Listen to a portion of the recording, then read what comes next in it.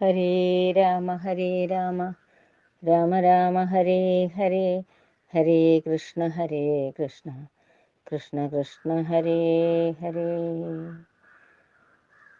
രാമായണം ബാലകാവ്യം യുദ്ധകാന്ഡം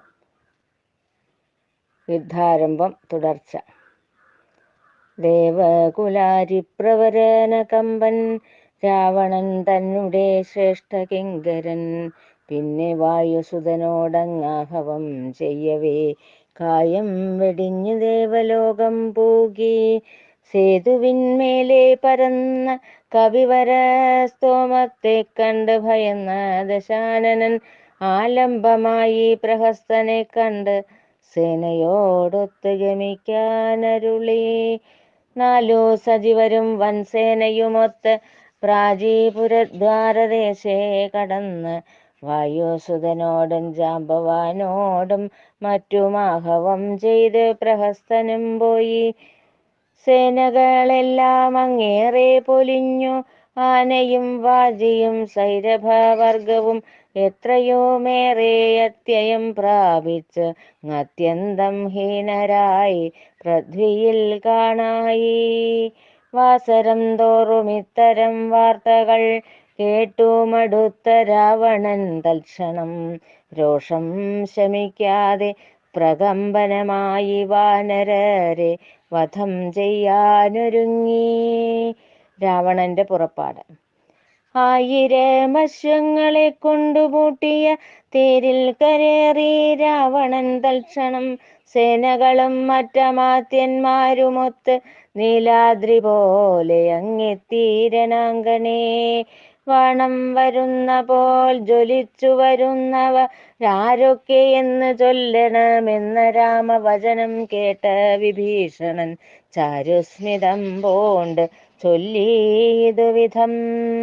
ഇന്ദ്രജിത്ത് എന്ന രാവണനന്ദനൻ മമ കുംഭകർണൻ എന്നറിയുമഗ്രീയൻ തൻ നന്ദനരാകുന്ന കുംഭനും നികുംഭനും മറ്റു വമ്പന്മാർ രാക്ഷസരെല്ലാവരും തന്നെ.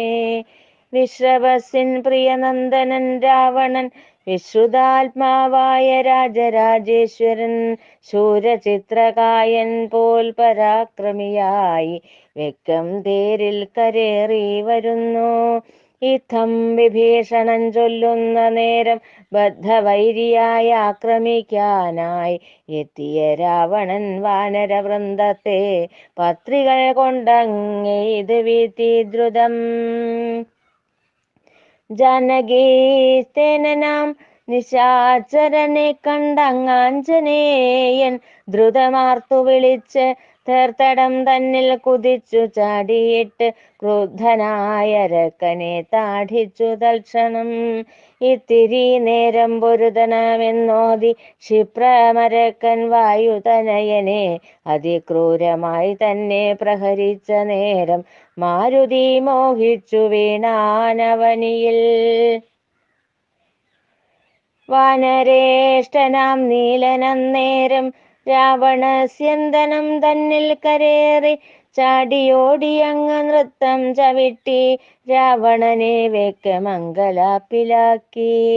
പാവകപുത്രനാം നീലനെ തൽക്ഷണം പാവകാസ്ത്രത്താൽ തള്ളിവിട്ടപ്പോൾ രാമസഹോദരൻ ലക്ഷ്മണൻ അതിതൂർണം തൂണീരത്തിൽ നിന്നും ബാണമെടുത്തു. മാർഗണമേറെ വർഷിച്ചിരുവരും പോർവിളിച്ചങ്ങനെ നിലകൊണ്ട നേരം രാമസഹോദരൻ സൗമിത്രി വേഗേന യാതുധാനൻ തൻ ചാപം മുറിച്ചു.